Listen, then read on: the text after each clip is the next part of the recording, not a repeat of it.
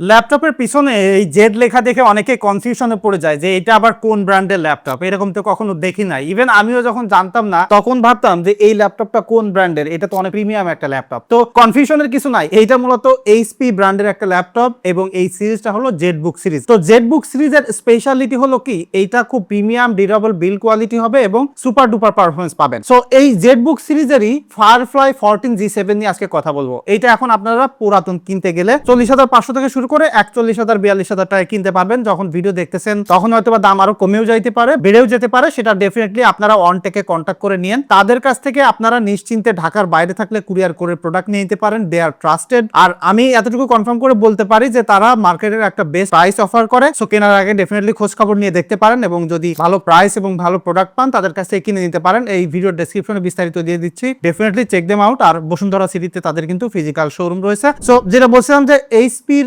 Jetbook firefly 14G7 এর এই ল্যাপটপটা, এটা যে একটা প্রিমিয়াম সিরিজের ল্যাপটপ সেটা আপনি দেখলেই বুঝতে পারবেন। এবং এটা টোটালি মেটাল বিল্ডের তৈরি এবং এটা ম্যাট ফিনিশের। সো হাতের মধ্যে ধরে আপনি বুঝতে পারবেন একটা প্রিমিয়াম টেক্সচার রয়েছে। আর ডিজাইনটা দেখবেন খুব মিনিমালিস্টিক একটা ডিজাইন, বিশেষ করে পিছনের পাশে এলিট বুক সিরিজের যেসব ল্যাপটপ হয়ে থাকে এইচপি সেরকম একটা ডিজাইন এবং উপর থেকে একটু কার্ভ ফিনিশ করা হয়েছে, বড় করে জেড লোগোটা রয়েছে এবং এখানে মিলিটারি গ্রেডের সার্টিফিকেশন রয়েছে। অর্থাৎ এটা রাফ অ্যান্ড টাফ কন্ডিশনে, লাইক প্রচন্ড ঠান্ডা আছে বা গরম এনভায়রনমেন্টে আবার হালকা পড়ে টড়ে গেলেও কিন্তু এটা কিছু হবে না, যে কারণেই কিন্তু এখানে মিলিটারি গ্রেডের সার্টিফিকেশনটা পেয়ে যাচ্ছেন। অর্থাৎ লং টাইম ধরে ব্যবহার করতে গেলে একটা ল্যাপটপ যতটা ডিউরেবল দরকার তা এখানে আছে। এবং এই যে হিন্সটা রয়েছে সেটা as smooth as butter, like on হ্যান্ডে উঠাই ফেলতে পারবেন, তবে কোন সারফেসের পরে আছে সেটা ম্যাটার করে। এবং এটা কিন্তু এইভাবে আপনারা টোটালি ফ্ল্যাট করে ফেলতে পারবেন। এবং এই যে ডিসপ্লেটা দেখতে পাচ্ছেন এখানে একদম লিটারালি জিরো ফ্লেক্স। বিশেষ করে এটা একটা প্রিমিয়াম সিরিজের ল্যাপটপ, তো যে কারণে এটা বিল্ড কোয়ালিটি দেখলে আপনার কাছে মানে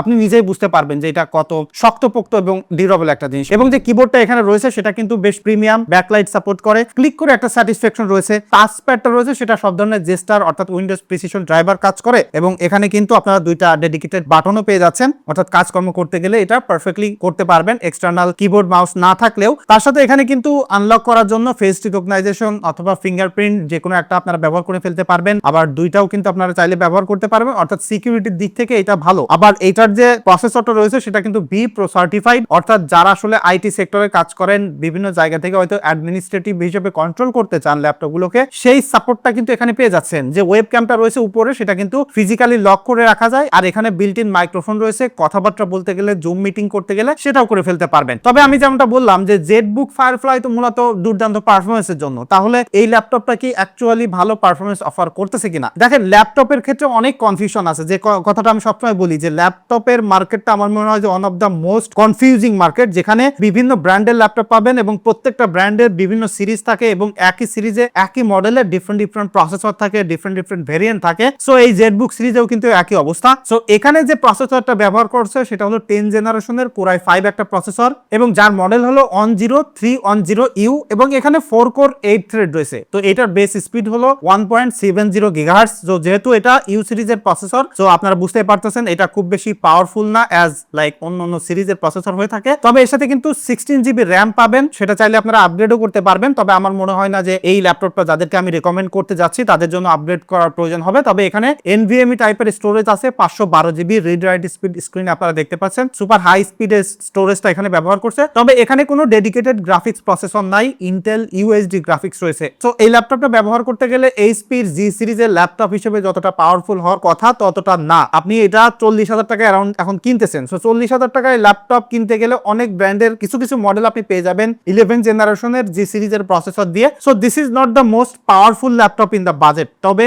যারা অফিসিয়াল কাজকর্ম করতে চান, ফটোশপের কাজকর্ম করতে চান, হয়তোবা ফুল এইচডি ভিডিও এডিটিং করতে চান, তারা কিন্তু এই ল্যাপটপটা পারফেক্টলি ব্যবহার করতে পারবেন। বিশেষ করে মাল্টিটাস্কিং যারা করতে চান, অনেকগুলো ক্রোমের ট্যাব ওপেন করে রাখতে চান, লাইক 20-25টা ট্যাব ওপেন করে রাখছেন, ফটোশপ ওপেন করে রাখছেন, হয়তোবা একটা মুভিও চলতেছে পাশে, তারা এই কাজগুলো ভালোভাবে করে ফেলতে পারবেন। বাট যদি আপনার প্রায়োরিটি হয় গেমিং করা বা ভিডিও এডিটিং করা বা রেন্ডারিং করা বা 3D কাজকর্মগুলো করা, সেইগুলো কাজকর্ম এখানে করতে পারবেন না। বাট যারা ওয়েব ডেভেলপমেন্ট করতে চান, SEO করতে চান, ডিজিটাল মার্কেটিং করতে চান, অফিসিয়াল কাজকর্ম যা আছে, আবার যারা ডিজাইনার আছেন তারাও কিন্তু এখানে অ্যাডোবি ইলাস্ট্রেটর, ফটোশপ ভালোভাবে ইউজ করতে পারবেন। প্রসেসরটা পাওয়ারফুলের পাশাপাশি যে ডিসপ্লেটা রয়েছে সেটা 14 ইঞ্চি সাইজের একটা display, IPS display, colour accuracy ভালো আছে, ব্রাইটনেসও যথেষ্ট ভালো আছে এবং এটা এন্টি রিফ্লেকশন কোটিং দেওয়া আছে, যে কারণে লাইটের পাশে ধরলে রিফ্লেকশন তেমন থাকে না, হয়তো বা আপনি আউটডোরে কাজকর্ম করতে গেলেও ভালোভাবে দেখে ফেলতে পারবেন। সো অন দা গোতে কাজকর্ম করার পাশাপাশি ওভারঅল মিলিয়ে যদি আপনি হেভি ইউজার না হয়ে থাকেন তাহলে most of the moderate user যারা আছেন তারা পারফেক্টলি এই ল্যাপটপটা ব্যবহার করে ফেলতে পারবেন। কোনো প্রকার হিটিং ইস্যুস নাই, বিশেষ করে খুবই সাইলেন্টলি পারফর্ম করে। আর যখন অনেক বেশি হেভি পুশ করতে চাইবেন তখন আমি রিকমেন্ড করব যে পাওয়ার প্লাগটা লাগিয়ে এখানে কাজ করেন। তবে এখানে বিজনেস সিরিজের ল্যাপটপ বা ওয়ার্ক স্টেশন সিরিজের ল্যাপটপ হওয়ার কারণে প্লেন্টি অফ পোর্ট সিলেকশন রয়েছে। যেমন বাম পাশে এখানে কিন্তু আপনারা দুইটা ইউএসবি পোর্ট দেখতে পাচ্ছেন আর সাথে একটা অডিও জ্যাক দেখতে পাচ্ছেন। ডান পাশে এখানে একটা ডেডিকেটেড চার্জিং পোর্ট আছে, একটা এইচডিএমআই পোর্ট আছে আর সাথে দুইটা টাইপ সি পোর্ট রয়েছে যেটা দিয়ে আপনারা চার্জও করে ফেলতে পারবেন। হাই স্পিডের ডেটা ট্রান্সফারের পাশাপাশি যদি এক্সট্রা মনিটরও আউটপুট করতে চান সেটাও করে ফেলতে পারবেন। আর তার সাথে এখানে ওয়াইফাই, ব্লুটুথ সব ধরনের সাপোর্ট রয়েছে। আবার এখানে সিম মডিউল লাগানোর একটা সিস্টেম আছে, যদি কেউ মডিউলার লাগাই নিতে চান সেটাও কিন্তু করে ফেলতে পারবেন। অর্থাৎ আমার মনে হয় যে পোর্টাবিলিটি, আপগ্রেডেবিলিটির দিক থেকে এটা খুবই সুইটেবল একটা ল্যাপটপ। তবে ল্যাপটপটা হয়তো বা আপনার কাছে একটু বাল্কিয়ার মনে হইতে পারে, বিশেষ করে অনেক বেশি ওজন মনে হয়। তবে এটার ব্যাটারি ব্যাকআপটা কিন্তু অনেক ভালো পেয়েছি আমি, বিশেষ করে এটা আমি ব্যবহার করে 4 ঘন্টা এসওটি পেয়েছি। তো আমার কাছে মনে হয় যারা মেক্স ইউজ করবেন তারা খুব ভালোভাবে 3.5 থেকে 4 ঘন্টা ব্যাটারি ব্যাকআপ পেয়ে যাবেন। আর যদি লং টাইম ব্যবহার করতে চান, লাইক এভাবে রেখে দিলেন আবার যে কোনো সময় ওপেন করলে কিন্তু ইনস্ট্যান্টলি যে জায়গায় কাজ করতেছিলেন সেই জায়গায় চলে আসবে এবং স্ট্যান্ড বাইতে খুব বেশি ব্যাটারি ড্রেন করে না, লাইক 1 থেকে 2% ব্যাটারি ড্রেন করে, সেটা একটা ভালো ব্যাপার। আর যারা মুভি দেখতে চান, ডিসপ্লেটার পাশাপাশি সাউন্ড কোয়ালিটি খুবই ভালো আছে, বিশেষ করে কিবোর্ডের দুই পাশ থেকে স্পিকারটা ফায়ার করে। সো কোনো জায়গায় রাখলে